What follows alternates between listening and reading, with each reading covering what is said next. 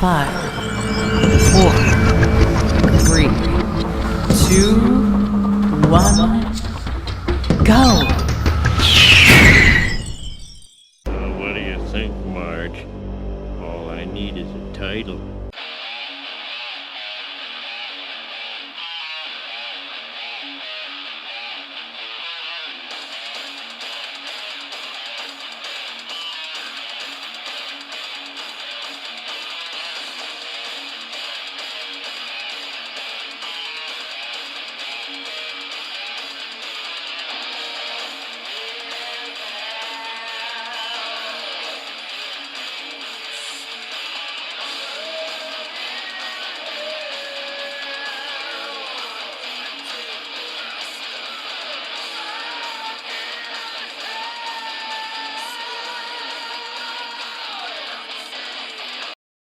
This video is coming online roughly 2 months after the events of what has been called the ACA kerfuffle.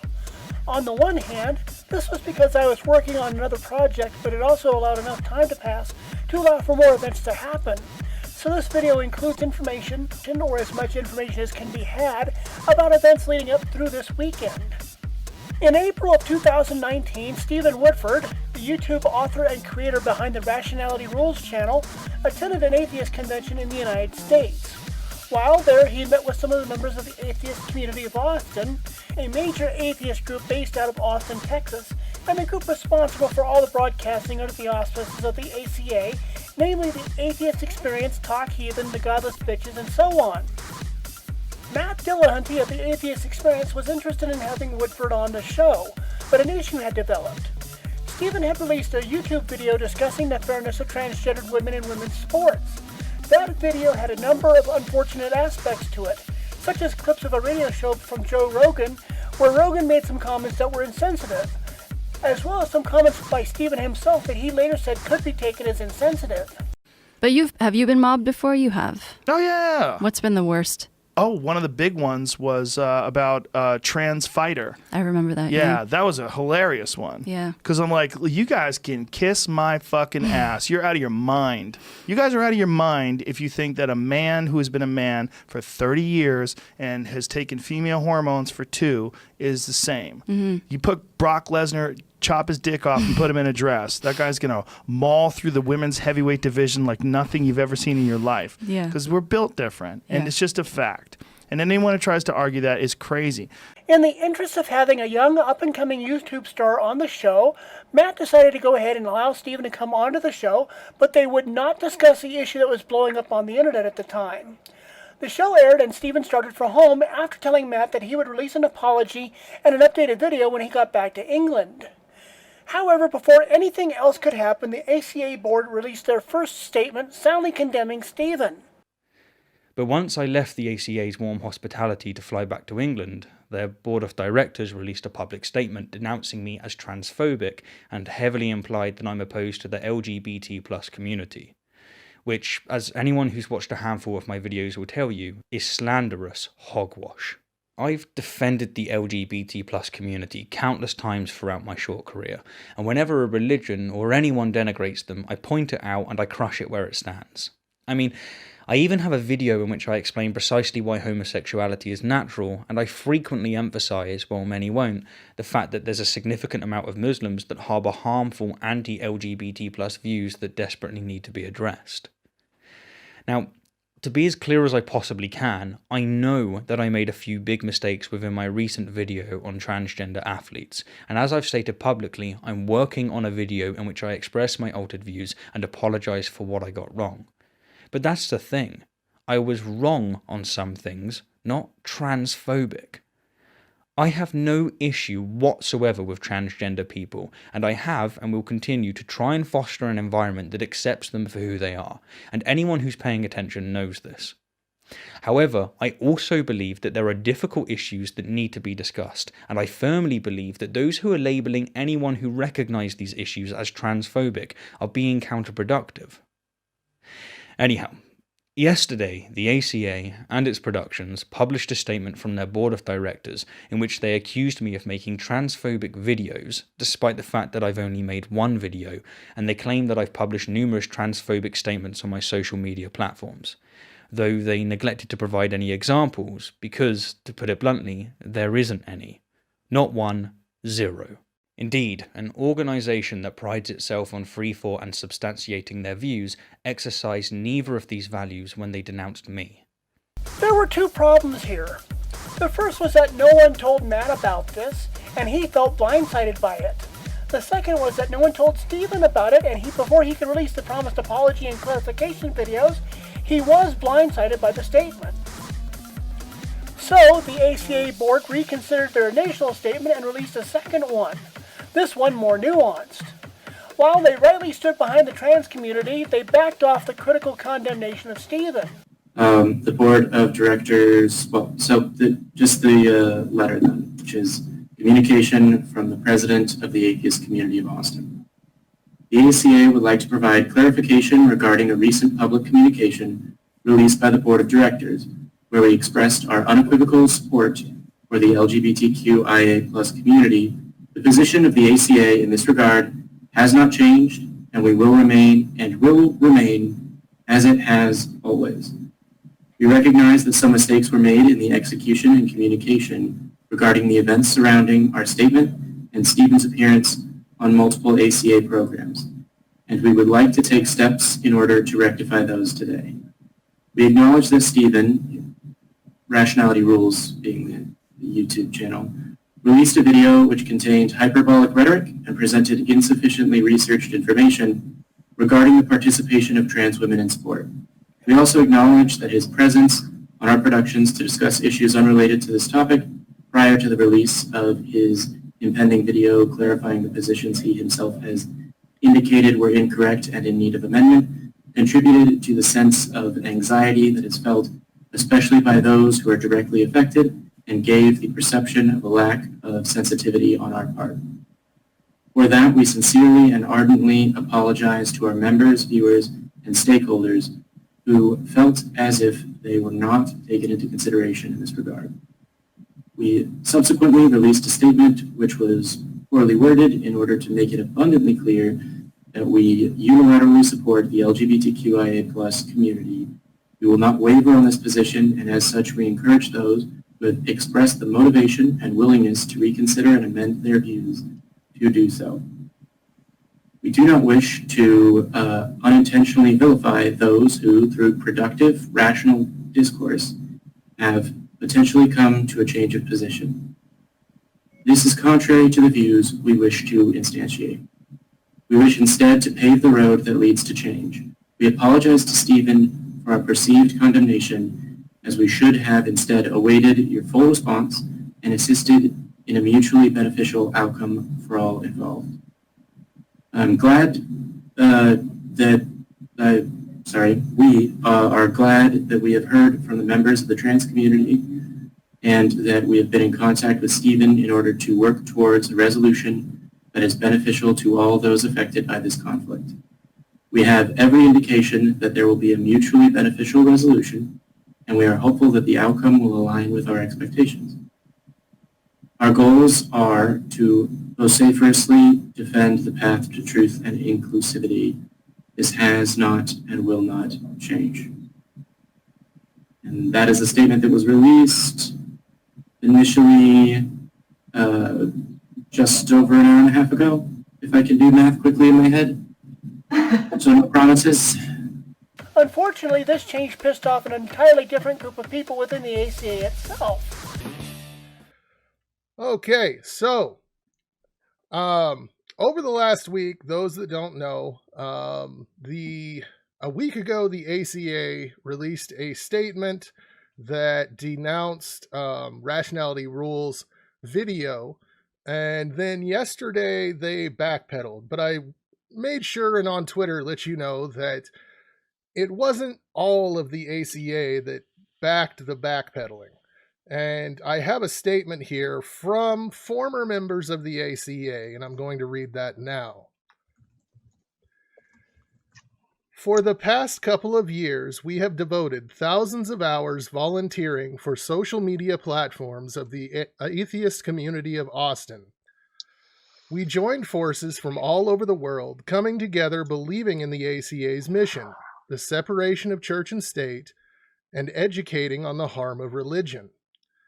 The ACA was always at the forefront in taking a stand for positive atheism and creating a safe environment for the marginalized.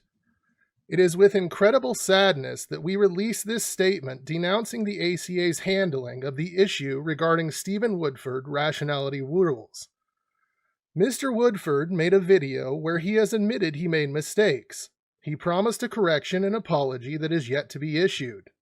It is important to note that the mistakes in the video include not only poor research and bad science relating to transgender athletes, but also bigoted clips that disparage the transgender community, while Woodford refers to these clips as gems.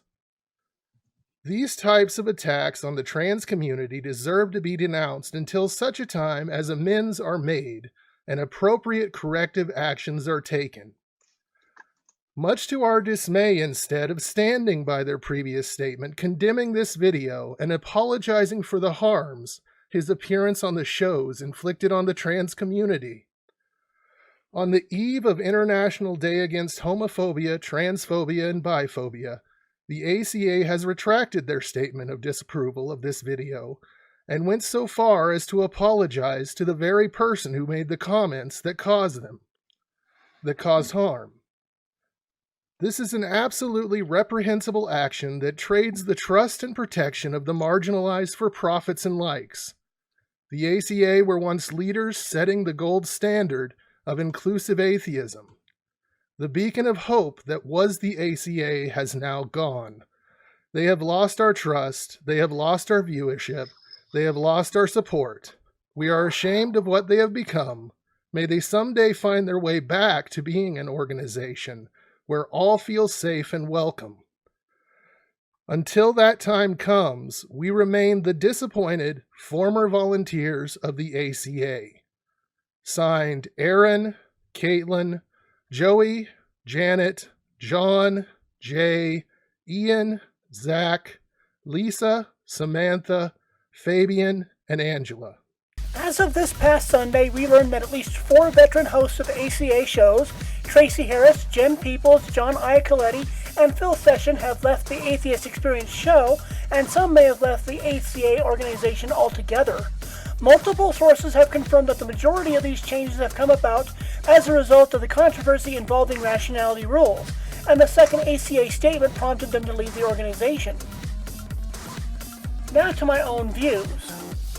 First, I did not ask for, nor do I want the ACA to represent me, or say that they represent my interests, at least on this issue.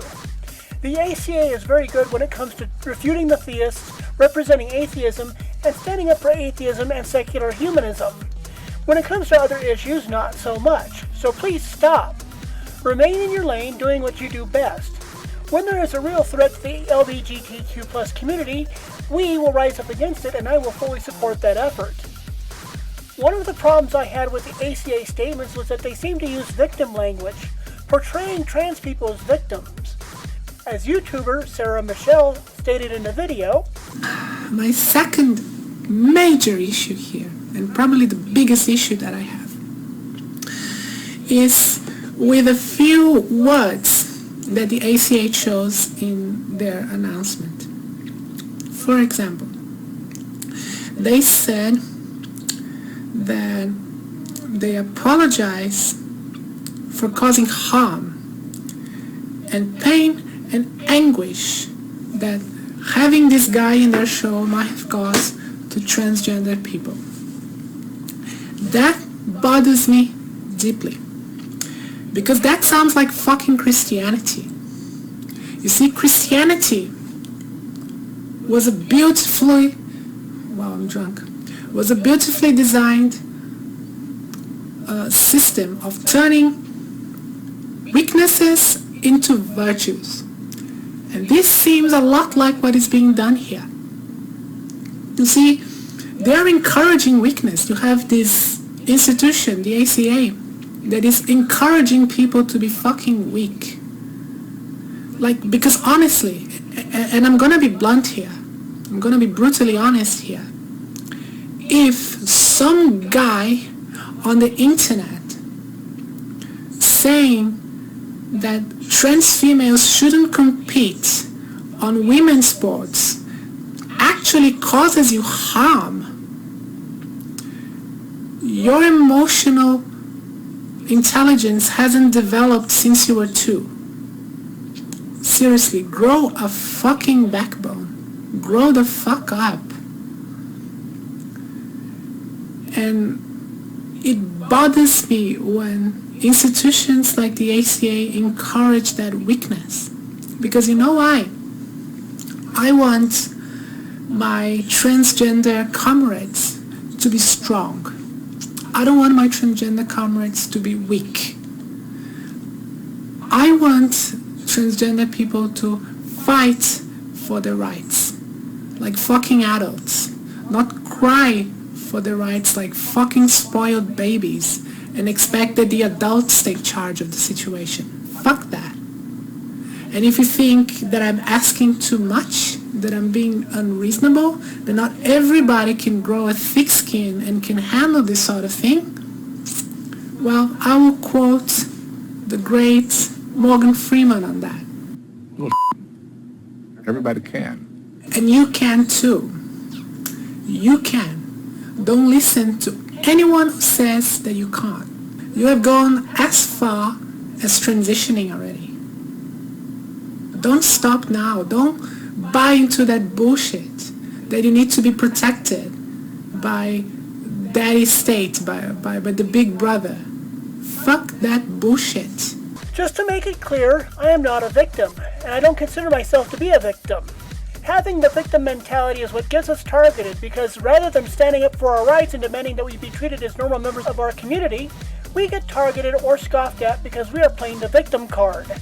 I want my community to be strong in the face of such opposition, so that we are better able to defend our rights not only as LGBTQ plus people, but as human beings. I was also not pleased by the statements made by Tracy, Jen, and Claire on the June 1st episode of Godless Bitches, where Tracy and Jen explained their decision to leave the show and the ACA. I respect Tracy when she says that she cannot be involved in an organization that does not fully represent her views. Apparently, she thinks that the ACA should have stayed with their original statement condemning Stephen. However, I think Jen overdid it, as she is in the habit of doing so while explaining things. Jen attempted to refute the scientific foundation of Stephen's video by giving the example that she is a black belt in karate, and yet she spars with all the other colored belts in her class, and they are all men, and she is a scrawny, smallish-sized woman. I am personally sorry that you don't feel safe in those spaces, and I totally understand why, and I can't go to those spaces anymore either because I just can't. I get too angry. I don't feel unsafe, but I feel angry. And, you know, when I'm confronted with people that are reaching out to me and saying, here's what's on your public space, it's been there 4 days, ACA hasn't addressed it, what are you going to do? And my thing is like, I can't defend this. I don't agree with that statement. It's ugly, it's bigoted, and I'm sorry that it's platformed, and that's why I can't represent anymore something that does not reflect. And like you said, it's a personal opinion, and it's like, I get this. My personal values are personal to me. Other people don't have to share them. But when you're speaking as a voice that is put forward as representation, you have to be able to defend the public who comes to you and says, why is this platformed at your page? And when I'm looking at comments on some of the boards that are reflective of our public presence, and I'm reading a quote about trans people where if you plugged in black, everybody would see it as racist. Yeah. And it's okay because it's trans people, right? And it's just, I look at that and I'm like, how does a person not see? And especially when you have people in an atheist community who are gathering to be away from a dominant culture of religious intrusion and oppression, who then turn to somebody like Sarah and people like Sarah and say, why do you need these safe spaces? And one of them, another guy, he comments here that, in my opinion, some sports shouldn't allow transgender people to compete, mainly the physical contact sports such as boxing, MMA, etc. They shouldn't be allowed in the same ring as female fighters. They have an unfair advantage with their natural strength and higher bone density. It's dangerous. Okay, and then he goes on to talk about somebody that got their skull broken. Yeah, Fox did that. Yeah. So, okay. I compete in a martial art, and I regularly spar men. I'm active in the atheist community. If someone had a concern about women competing with men, and they wanted to find out some information about that, you could actually have reached out to me and I'd talk to you about it. You mean no one's reached out concerned that you're fighting with men? No one's actually talked to me about, their concerns for my safety because I spar men. And I'm not talking about trans women, because I know there's a lot of people out there misgendering trans women. I'm not talking about sparring trans women. I might have sparred trans women in competition before, I don't know. If I did, it didn't matter. But I regularly spar men. Sometimes I get injured. And frankly, the people that injure me the most are not fellow black belts. They tend to be color belts. Less control, less understanding of the sport. Yeah. And so it's really a non-issue. And if you're that concerned about women in sport, why don't you fucking talk to some of us? Or run for the board of an agency that makes decisions on sports, right? When then your opinion would actually matter. But you'd have to actually have some expertise probably to do that. The problem with her example, aside from the snide way in which it was phrased, was that by introducing the fact that she spars against other colored belts, she is stating that her black belt means that she has more training and expertise than those she is sparring against, making the comparison an unfair one. If the men were black belts, that would be different, and perhaps the results would be too. So there are two issues at work here, and both are quite interesting. The first is, of course, the science. And as Stephen points out again and again in his video, the science all points in the direction that trans women who experience a male puberty are at a variable advantage when it comes to some sports, specifically those sports that make the most use of a male body frame, muscle composition, hemoglobin, heart size, lung capacity, and other factors.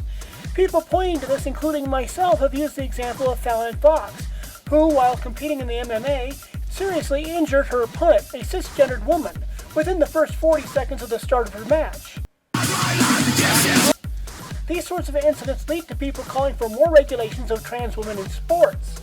However, TJ, the amazing atheist, points out that cisgendered women should have the challenge of overcoming a trans woman as long as all else is equal. That it is nothing more than one person exercising their physical or mental advantages over the next person who is doing the same. But about a year ago, I became aware of a new wave of YouTube atheists, that I'm not even sure if they share a direct ideological lineage with the stuff that happened between, 2007 and 2012. I'm speculating there. I don't know what this new crop knows, but it doesn't really matter. The first voice that I heard in this new iteration of YouTube atheist community was the guy called Rationality Rules. And my first impression of him was that he knows how to do a decent thumbnail. He has good instinct for exactly how long a video should be, which apparently I no longer have, going to 25 minutes and still haven't even gotten on the fucking subject of trans athletes, but I'm getting there, I fucking promise you. There's clearly a lot of effort put into Rationality Rules content, as well as, I think, a degree of intellectual rigor. And as a result, he crafts some pretty damn watchable videos, and I'd recommend his channel to pretty much anybody. So in this new atheist community, there's also folks like Mr. Atheist, Cosmic Skeptic, Rachel Oates, Telltale, Genetically Modified Skeptic, Holly Kool-Aid, Essence of Thought, and a bunch of others.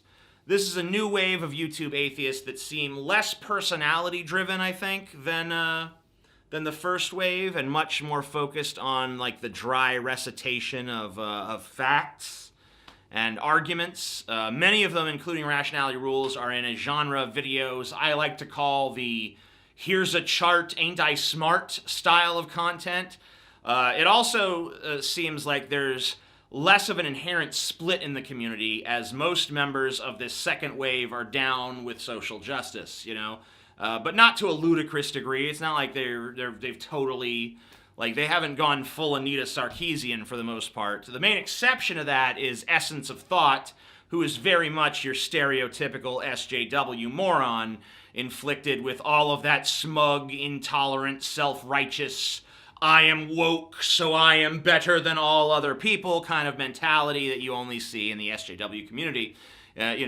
Rationality Rules and Essence of Thought have been feuding as of late over the issue, and here's where we get to the fucking point of the video, of transgender athletes competing in sports, with Rationality Rules saying that we need to examine whether trans women have an advantage in athletics over cis women. A trans woman, after all, is likely to have had, a history of elevated testosterone that, is going to influence how their body develops, like giving them greater bone density, larger frames, greater height, larger hearts, whole slew of physiological differences to cisgender female athletes. The concern is that this may give trans women an unfair advantage in athletic competition.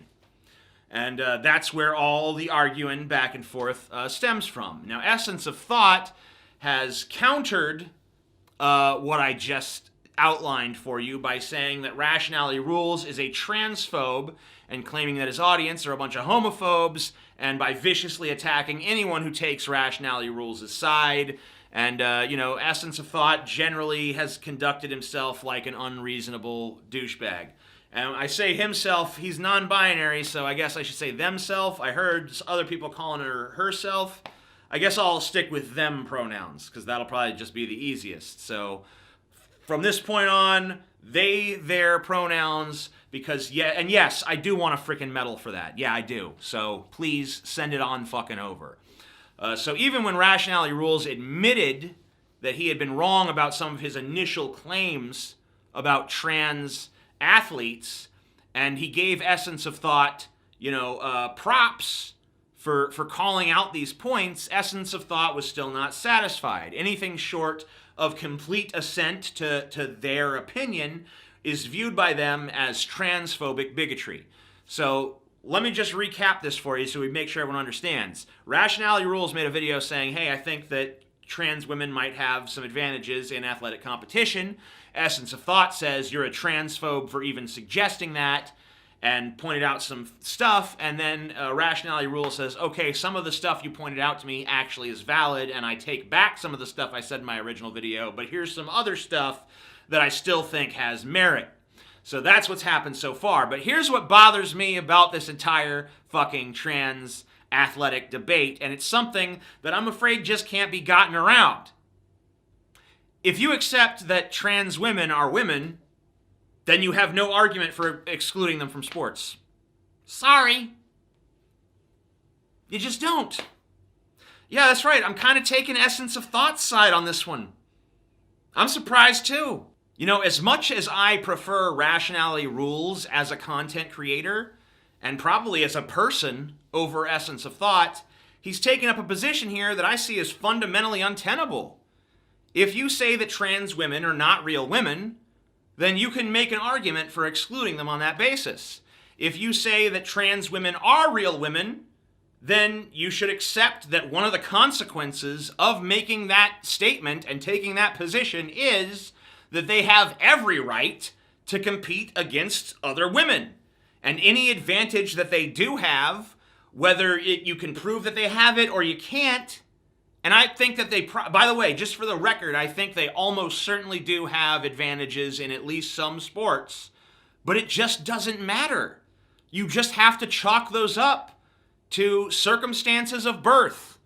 You were born tall, so you have an advantage at basketball. You were born big, so you have an advantage at American football. You were born a complete and utter pussy, so you have an advantage at soccer. And that's just how it is. People with large lung capacities and powerful hearts are advantaged at endurance sports. And if you're born transgender, then, that means I am born in male body or I'm born in female body. And, I want to be born in male body, want to be female body. Born in female body, want to be male body. We all kind of seem to agree that that's a naturally occurring thing. And we all agree, well, we don't all agree, but a lot of us agree that the treatment for that is well, we have to treat you as a woman, and we're going to give you hormones, and we're going to, surgically alter your body to whatever extent you're comfortable with to make your, outward appearance more in line with the feelings you have inside. And society has come around, a lot of it has, to the idea that trans women are every bit as much women as any other woman. And if you are one of the people who agrees with that statement, then there's no basis for you saying, well, they can't compete in women's sports, though. I stand by my original opinion that as long as the good sportsmanship and fairness are upheld, trans women should be able to play. However, if we are talking about a sport like MMA, where there's the possibility of serious bodily injury, perhaps trans women should be cautioned about such things. However, again, remembering what TJ has said, perhaps a brutal opponent is simply another challenge that needs to be met. In the case of Fallon Fox, her win streak was ended when she faced off against a woman who used her lower center of gravity to her advantage. In terms of the ACA portion of this debate, the Rationality Rules fiasco has hurt the show. Until they get replacements, they have no female hosts on the Atheist Experience. A comment on the Atheist Republic perhaps said it best. Perhaps the ACA should stick to the issue they know best, atheism, and leave the other issues to somebody else.